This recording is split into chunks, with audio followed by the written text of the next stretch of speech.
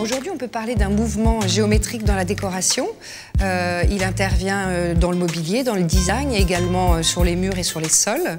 Donc il est un petit peu influencé par cette école italienne des années 80 avec Memphis et Torre Sottsass, avec ce jeu de facettes, ce jeu de couleurs, de noir et blanc et ce jeu de formes simples et de lignes épurées. Ça, c'est une bibliothèque de Torre Sottsass, produit dans les années 80.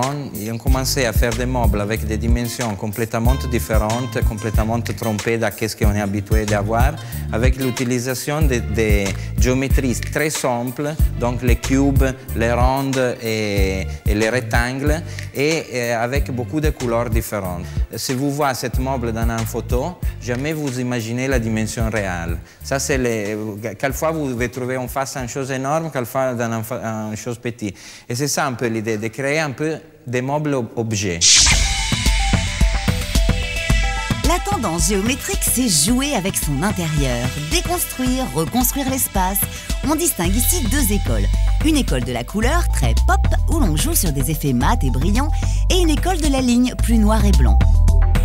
Ici, on architecture l'espace en jouant sur des lignes graphiques XXL. On note une évolution dans ce mouvement sur la tendance des formes géométriques. Aujourd'hui, grâce à de nombreux logiciels et à l'art numérique, des designers, avec les nouvelles technologies, travaillent des formes nouvelles, avec des pans coupés notamment, toute l'idée fractale un petit peu, et puis l'art numérique qui rentre aussi en ligne de compte et qui inspire beaucoup les designers d'aujourd'hui. Exemple ici avec cette table de Marco Zanuso Junior, réalisée à partir d'une seule feuille d'acier pliée comme un origami. L'idée de la géométrie, c'est de rendre les formes qui normalement ils ont des formes structurelles avec la différente géométrie des couleurs, de rendre comme des trompe-l'œil et faire un peu des illusions. Et donc, faire pas comprendre tout de suite exactement la forme des objets. Alors, par exemple, dans cette pièce-là, on a un part en acier peintre avec de l'orange et un part en acier poli comme un miroir. Donc, l'illusion qui fait le miroir, c'est d'être orange comme la base. Mais en réalité, c'est comme un miroir, donc c'est pas orange. Donc, c'est une illusion. Sous une énormité de couleurs différentes. Une couleur comme ça, c'est une couleur avec une structure géométrique qui donne une illusion un peu que la table c'est pas droite. Si vous regardez cette ligne-là, par exemple, c'est une ligne qui n'est pas droite appositement. C'est une typologie de design qui c'est plus vers l'art et la sculpture donc que vers les meubles à utiliser en effet. Mais sont quand même utilisables. Et oui, que l'on se prenne pour Vasarely ou pour Buren, le géométrique permet de se la jouer un peu artiste.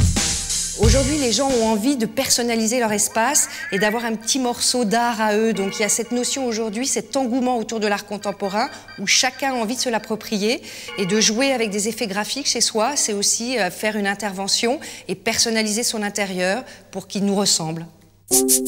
Exemple ici avec le peintre en décor, Bruno Romette, qui, non content de créer des illusions optiques, fait de ses décors de véritables tableaux. Il réalise pour nous un décor dans une chambre.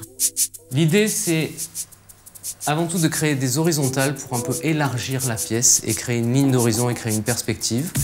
Je vais tracer donc cette composition géométrique. Une fois ces tracés terminés, je vais scotcher le long des lignes que j'ai tracées pour pouvoir ensuite peindre.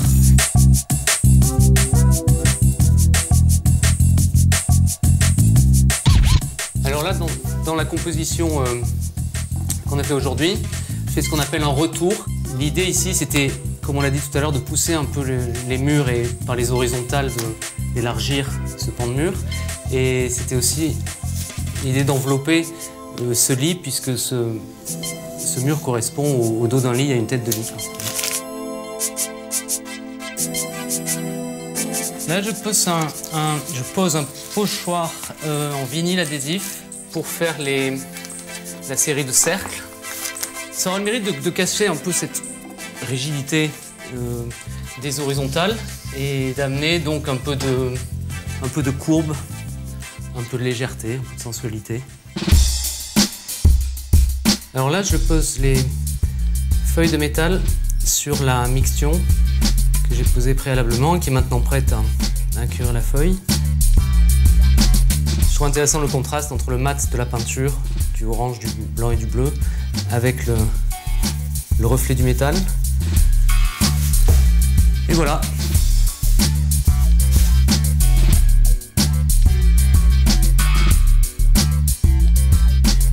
Un style pas si compliqué à réaliser, alors à vos pinceaux.